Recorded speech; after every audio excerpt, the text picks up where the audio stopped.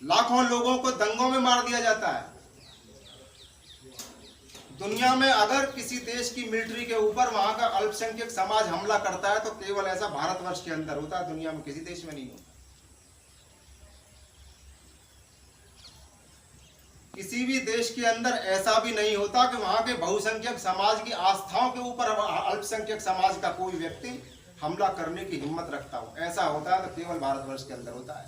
हिंदुओं की आस्थाओं पर हमले होते हैं, हिंदुओं के मंदिरों पर हमले होते हैं, हिंदुओं की अमरनाथ यात्रा नहीं होने दी जाती, हिंदुओं की धार्मिक जुलूसों के ऊपर पथराव होता है, हिंदुओं की गौ माता की हत्या होती है। ऐसा होता है तो केवल भारतवर्ष के अंदर होता है। 100 करोड़ से ज्यादा हिंदुओं का देश, इस देश के मालिक हम, हमारी सत्ता, हमारी सरकार, क्या ये सब बंद हो गया? बताइए। नहीं हो। आज क्या स्थिति हमारी आ गई है? बड़ा गौरवशाली इतिहास होता था हमारा। अभी भाई सनातन हिंदू धर्म सनातन धर्म बात कर रहे थे। ये वास्तव में सनातन धर्म है क्या? धर्म है क्या? कुछ लोग जो खास तौर से जो राजनेता है वो भी बात करते हैं सभी धर्म समान हैं। सभी धर्म समान कहां से हो गए? धर्म तो केवल एक हमारा ही सनातन धर्म, बाकी धर्म है कहां? धर्म का मतलब, धर्म की कोई परिभाषा हम शब्दों में नहीं कर सकते। अगर मोटी मोटी भाषा में कहना हो तो जो भी कार्य अच्छे कार्य के लिए जो किसी को प्रेरित करे और बुरे कार्य को करने से रोके, वह धर्म है। वसुधैव कुटुंबकम, सारा विश्व हमारा परिवार है। ये केवल हम मानते हैं, हिंदू सनातन संस्कृति के लोग। ईसाई और मुसलमान नहीं कहते कि भाई हम वसुधैव कुटुंबकम, सारा विश्व हमारा परिवार है। सर्वे भवन्तु सुखिना, सभी सुखी हो, सारा विश्व सुखी हो। कभी किसी मुसलमान और ईसाई नहीं बोलता, केवल हम लोग बोलते हैं सर्वे भवन्तु सुखिना, सर्वे सन्तु निरामया, सर्वे भद्राणि पश्यन्तु मा कश्चित् दुःखभाग्। यानी सारे विश्व को हम लोग परिवार मानते हैं। कुछ लोग बोलते हैं गीता, कुरान, बाइबल सब बराबर है। और ये कौन लोग बोलते हैं? जिन्होंने ना गीता पढ़ी, ना कुरान पढ़ी, ना बाइबल पढ़ी। ये हमारे राजनेता खास तौर से जो घूमते हैं। जब तुमने पढ़ी नहीं तो तुम कैसे बताओगे कि सारे धर्म समान है? इस्लाम और ईसाइयत केवल संप्रदाय है, धर्म नहीं है। संप्रदाय क्या होता है? जो किसी एक व्यक्ति के द्वारा चलाया गया। सनातन धर्म के विषय में कोई बता सकते हो आप किसने चलाया? कब प्रारंभ हुआ? बाइबल ने ईसाइयत चलाई और कुरान ने इस्लाम चलाया, मोहम्मद साहब ने चलाया, वो ईसा मसीह ने चलाया। 1 अरब 97 करोड़ वर्ष पुरानी ये धरती है और तभी से ये सनातन धर्म है। सनातन धर्म कब बना कोई बता सकता है क्या? आज से 2000 वर्ष पहले एक भी ईसाई इस धरती के ऊपर नहीं था। 1400 साल पहले एक भी मुसलमान इस धरती के ऊपर नहीं था। 1400 साल पहले मुसलमान बना और 2000 वर्ष पहले ईसाई बना। तो उससे पहले क्या थे भाई वो लोग? सनातन संस्कृति का कोई बता सकता है कब से है? किसी को नहीं पता। इसीलिए हम सनातन संस्कृति बोलते हैं। सनातन हमेशा से सारे विश्व के अंदर सनातन संस्कृति ही हुआ करती थी। हम ही थे। हमारा कोई भी धर्म ग्रंथ ये नहीं कहता कि केवल हम ही श्रेष्ठ हैं। हम कहते हैं कि किसी भी मार्ग से प्रभु ईश्वर को प्राप्त किया जा सकता है। लेकिन कुरान और इस्लाम क्या कहता है? नहीं। ये जो पढ़ते हैं ना नमाज, ला इलाहा इल्लल्लाह, कोई भी नहीं है अल्लाह के बराबर, मोहम्मद उल रसूलुल्लाह, और केवल मोहम्मद ही एक अल्लाह का रसूल है।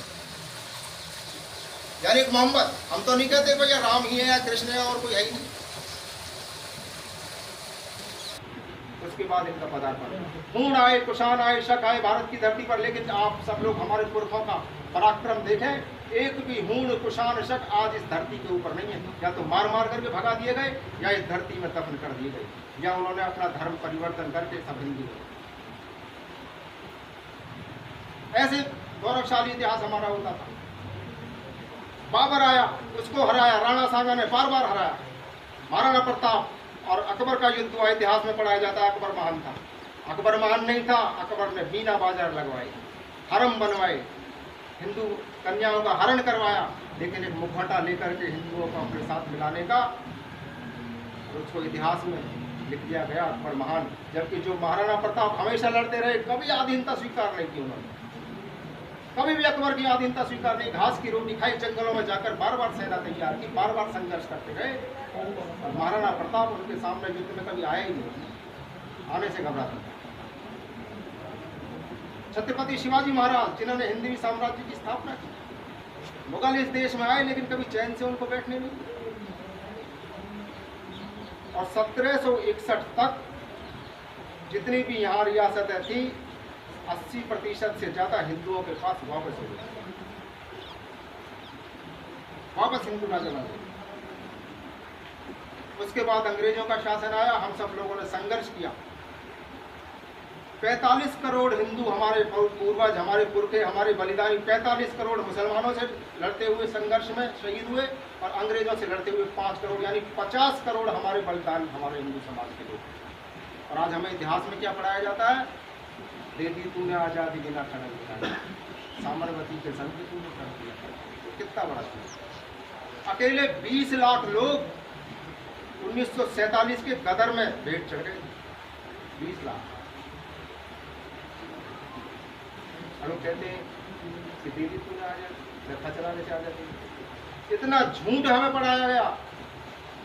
1947 में भारत का विभाजन हुआ, जिन्ना ने कहा हमें पाकिस्तान चाहिए, मुसलमान इस देश के अंदर हिंदुओं के साथ मिलकर नहीं रह सकते। महात्मा गांधी कहते थे कि पाकिस्तान बनेगा हमारी लाशों पर से, लेकिन पता नहीं क्या मजबूरी थी, फिर क्या हुआ, एकदम से पाकिस्तान बना दिया। अब क्यों बनाया गया था? क्योंकि मुसलमान हिंदुओं के साथ नहीं रह सकता, उसे अलग देश चाहिए। तो मैं उन लोगों से अभी पूछना चाहता हूँ, क्या मुसलमान अब इस देश के अंदर मिलकर के रह सकता है क्या? आज वह स्थिति है क्या? आज क्या स्थिति, आज वह 1947 वाली स्थिति देश में नहीं है क्या? अभी कुछ दिन पहले आप लोगों ने देखा आंदोलन चला था सीएए का, सीएए के विरोध। सीएए क्या है? बांग्लादेश, पाकिस्तान और अफगानिस्तान के अंदर जो अल्पसंख्यक समाज के लोग हैं, यानी हिंदू, ईसाई और सिख, बौद्ध, जैन और पारसी, जिन्हें वहाँ धर्म के आधार पर प्रताड़ित किया जाता है, जिनकी बहन बेटियों को उठाया जाता है, जिनकी चिता को जलने नहीं दिया जाता, जिन्हें दफनाने के लिए मजबूर किया जाता है, जबरदस्ती हिंदुओं की बहन बेटियों का निकाह कराया जाता है। ऐसे दबे कुचले लोग जो पाकिस्तान से 2014 तक हिंदुस्तान में आ गए, उन लोगों को नागरिकता देने का एक कानून था सीए। ये किसी के विरोध में है क्या?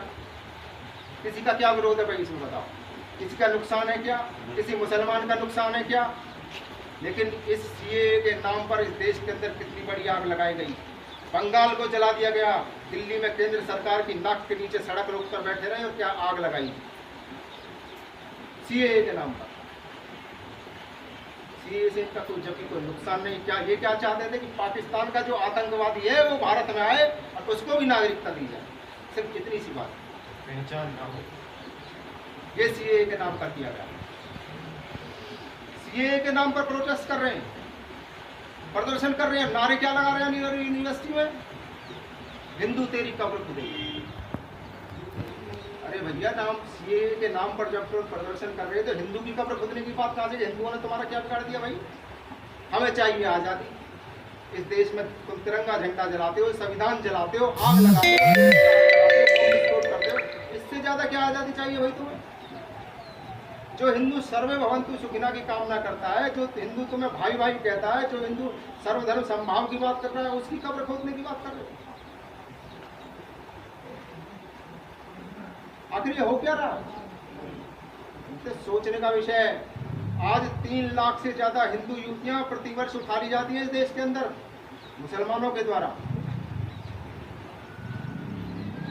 आज 5 लाख से ज्यादा लोग धर्मांतरित किए जाते हैं मुसलमानों के द्वारा। 1 साल की बता रहा हूं। आज आप किसी मुसलमान के बच्चे से पूछो कि तेरे जीवन का लक्ष्य क्या है? हम हिंदू के बच्चे से बहुत गलत है। आप किसी मुसलमान और ईसाई के बच्चे से पूछो कि तुम्हारा जीवन का लक्ष्य क्या है, वो पता क्या कहेगा?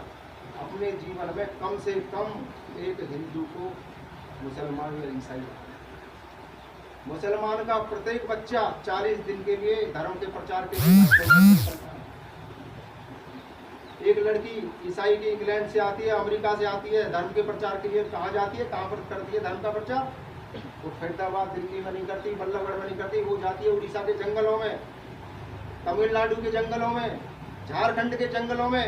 उसका लक्ष्य क्या है? इन सब लोगों को धर्मांतरित करके ईसाई बनाना। आप लोगों को कई बार देखे भी होंगे, यहाँ पर लड़कियाँ घूमती हैं, गाँवों में भी आती हैं, किताबें बांटती हैं यीशु की। छोटे छोटे बच्चे देखे होंगे मुसलमानों के, ऊंचा पजामा, लंबा कुर्ता, टोपी पहने हुए घूमते हैं बल्लभगढ़ में, टोल के टोल 50-50, 100-100 की संख्या में। वो सब जमाती बाहर से आते हैं धर्म के प्रचार के लिए, उनको घुमाया जाता है, दिखाया जाता है ये जो कोठियाँ बन रही है ना, ये सब आने वाले समय में तुम्हारी लिए, ये सब हिंदू जो खड़ा कर रहा है तुम्हारे लिए खड़ा कर रहा है।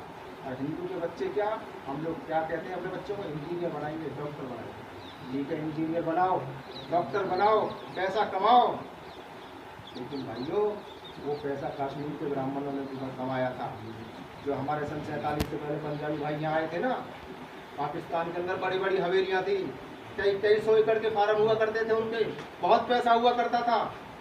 लेकिन वो सारे आदमी जिहादियों के रहने के काम आ रहे हैं, और कश्मीर से भी मार मार करके बता दिए। वो भी सारे सेब के बागीचे जो उन्होंने बनाए थे उन जिहादियों के काम।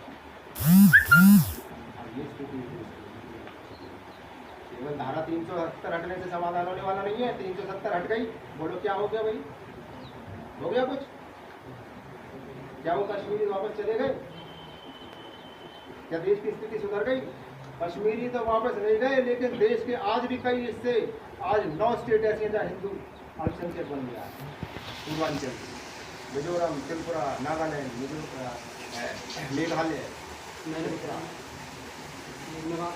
सब स्थिति हो गई है। हमारे यही देख लो आप, मेवात की स्थिति मत बता रहे, देखो मेवात की स्थिति कभी जाके देखो, लड़कियाँ उसकी झगड़े होते हैं, अखबारों में पढ़ते होंगे, जबरदस्ती उठा लिया जाता है। जो पैसे वाले लोग थे वो तो गाँवों से छोड़ छोड़ करके पलायन कर गए, बेचारे गरीब लोग रह गए वहाँ। उनकी स्थिति देखो आप, ये स्थिति आज हमारे देश के अंदर।